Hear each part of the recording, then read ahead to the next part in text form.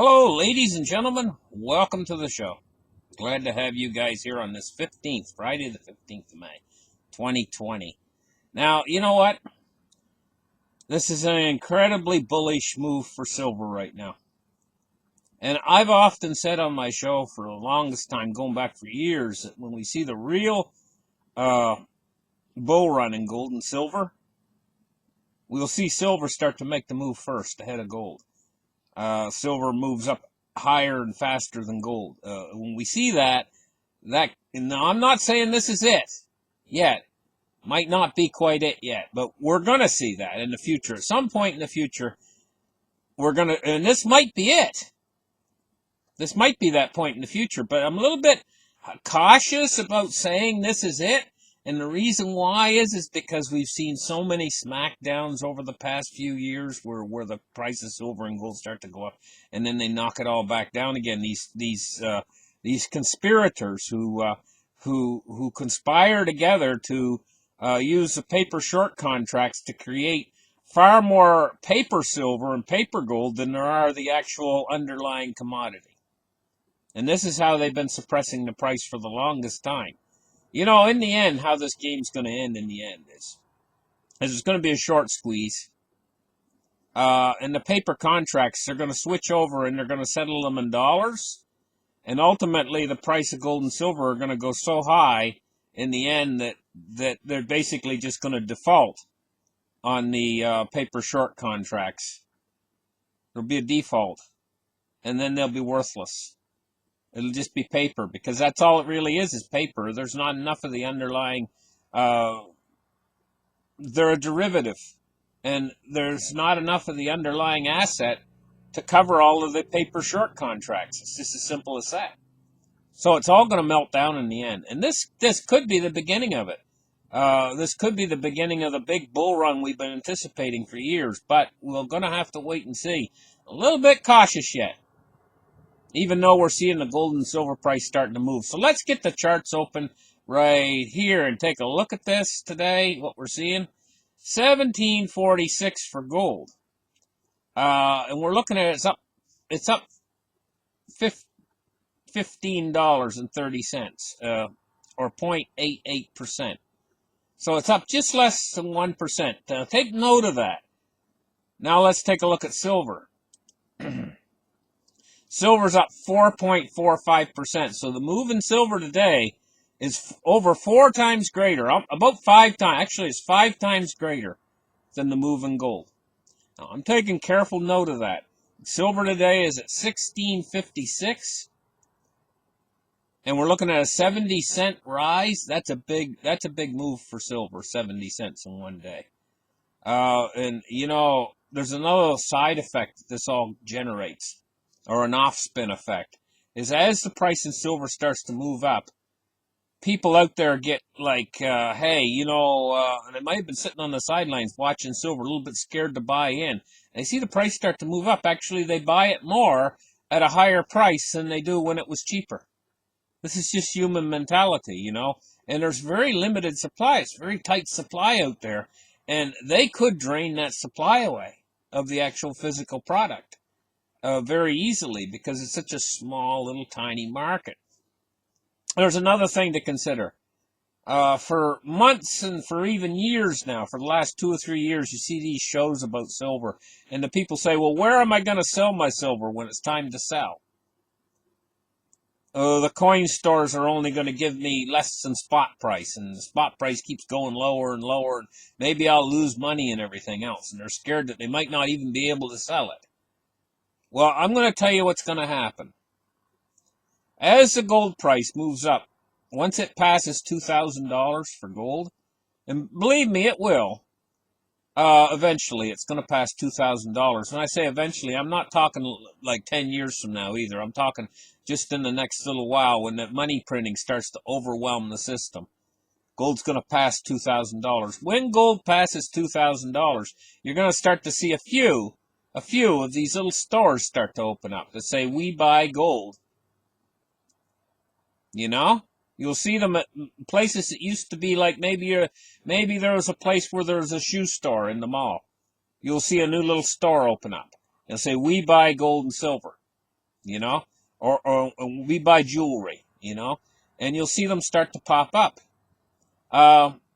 Then when gold starts to get up even higher in price, when it starts to get up around $4,000, you're going to see those little places spring up everywhere. And they're all going to be working at the same thing.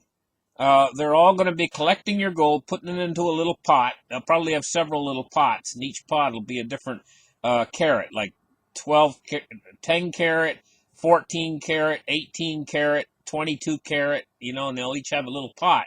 And they'll separate the gold into these pots. And when them pots start to get full, they ship them out to the smelting company. They get paid then at that point.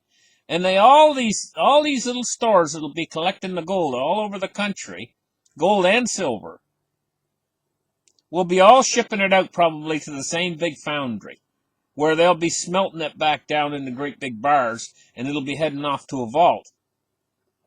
You know, and that gold is going to end up with the big shots, the big guys, the guys that are controlling the system. And they want all the gold, and that's how they're going to get all your gold. But there's going to be no problem for you selling your gold, because there's going to be so many of these places spring up across the country. It's going to be absolutely unreal. Like if you live in a big city like Chicago or someplace like that, maybe 100 of these places will spring up in the city. Here, there, and everywhere. One every 10 blocks of the city, there'll be one of these places. And they're going to give you a good dollar. They're not going to cheat you. Like, you know, some pawn shops will try to cheat you. They're going to be so desperate to get this gold and silver with the freshly printed money that just come from the Fed that the ink hasn't even dried on the money yet. You'll still be getting green ink on your fingers. That's how freshly printed the money will be. And they can print endless amounts of it. So they're going to be getting with that useless, worthless, garbage money. They're going to be getting all your precious gold and silver. So they don't care how high the money goes. What their target is the gold and silver, and they want to get the good stuff out of you, and you're going to get that garbage that's just been freshly printed. You know? That sounds like a fair deal, doesn't it? Yeah, but you'll be able to take that garbage money then and buy it and spend it anywhere you want to spend it on whatever you want to spend it on. And at least you'll have some money, whereas these other people out there, their wages aren't going to go up that much. They're going to be finding it hard just to put food on the table, besides pay the rent and everything else. This is the world we're headed into. It's not a pretty place. You know, anyway, let's move on. Now that we've seen the gold and silver price going up today really nicely, now it's up 72 cents for silver on the day. Looking good. Cryptocurrencies, 261 billion, 7.4% Bitcoin dominance. Price of 95.82. You know, I did a show last night on my cryptocurrency channel. And, you know, gold and silver, the fact that it exists in the real world and it's tangible and you can actually hold it in your hand. When it comes to modern society and how money works in our modern world, money works over the internet now. You know, I mean, okay, for some people, maybe they're like, what was that guy in a long time ago, Rip Van Winkle or something? He slept for like 20 years and he woke up to a new world. Maybe some people haven't seen what's actually going on or don't know what's going on. I'll tell you what's going on. Money now is on the internet. You know, and that's the way people prefer to pay things is to turn on their computer and pay for it instantaneously. It's instant gratification. You know, but this currency right here, Bitcoin, fits in with that instant gratification. It fits in with it perfectly. You see something and you want it and you buy it instantaneously. Bang, bang, boom. And it's done. You know, and gold and silver is real and tangible and in the real world, but you know, it to really send the physical across the internet, you can't. It's a physical commodity, you know, and now a lot of people argue, well, what if the internet goes out? You know what? If the internet really goes out, honestly, for any length of time, we're back in the Stone Age. And gold and silver isn't going to be worth anything either in the Stone Age. The only thing that's going to be worth anything then is things like food and water. And you know, it's going to be right down to the basic. If the internet goes out, we're down to the basics of survival. You know, I don't think the internet's going to go out. My honest opinion on it. Even if there's enormous problems in the world, if we're having some sort of zombie apocalypse or something, the internet will still stay running, probably. You know, it's here and it's here to stay. This internet. So we might as well get used to this new technology and new ways of sending money. Let's take a look now at the Dow Jones. Now, also last night, I predicted that we were going to have that. I put us on market alert watch that the market could crash. It's an alert. It doesn't mean the market will crash, but it means the potential is there right now for the market to crash. It's kind of like when they give you a tornado warning, not a warning. A warning is when they have a tornado already on the ground. No, when they give you a tornado watch, it's called a tornado watch. It means that the conditions are favorable for a tornado to develop. Okay? That's what we're on. We're on a Dow Jones and markets, S&P 500, all these markets. We're on a watch right now that they could actually fall big time. You know, doesn't mean they will. It just means that the potential's there. The energy is right. Kind of like when the energy's just right to make a tornado, you know, on a particular day. Well, the energy's just right now for the markets to turn over and roll over and go down big time. The energy's there right now. So we're on a watch for this. She's down 75 points today so far, 23,550. I mean, because the energy's there and it's just right, that thing could fall 800 points. You know, I mean, it just, in a matter of 2 hours, if the energy's there and it's just right, and it is right now. So we're on a watch right now. Let's take a look now at crude oil. Crude oil is $29.02. It's up $1.46 on the day. You know, the potential's there for crude oil to drop off too. Take a look at U.S. Treasuries today. And the Treasury prices, we're seeing the long end of the yield curve rising a little bit, about 3 basis points, 1.32 on the U.S. 30-year, and the U.S. 10-year is at 0.64. You know, negative interest rates just will not work. Oh, yeah, they can do it. They can do it. They can try it out.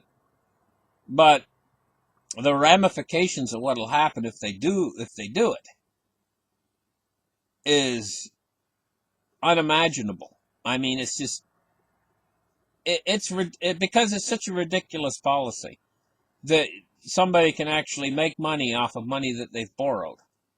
You know, is absolutely ridiculous. Say they get 5% negative. You know, I don't think they'd ever get that far, but say they get 5% negative.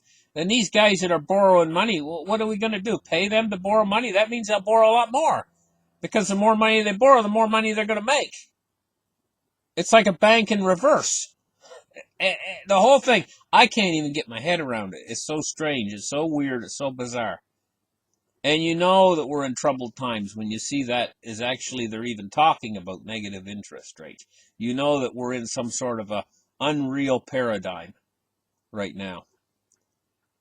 Dollar index today, 100.38. Okay, guys, have a great weekend, or try to. You know, I mean, I know you're stuck at home or something, you know, but the thing is you can still have fun, you know. Maybe you got a patio deck or something you can go out on, maybe even make a little barbecue or something.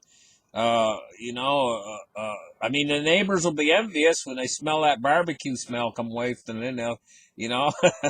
Anyway, but, you know, try to do something, try to have some fun, try to find ways to spend your time, you know, and try to make the best of what's going on. Look at it kind of like an extended vacation or something, you know, if you're stuck at home and like this, you know, try to make the best of the situation, because sitting there crying about it doesn't help any, you know. maybe sit down and make out a list of things that you can do to keep yourself entertained, while this thing's going on. Anyway, listen, try to have a great time this weekend, and I might get around to doing a show or two. I don't know, and we'll catch you guys on Monday morning. And give me a thumbs up. Bye-bye, guys.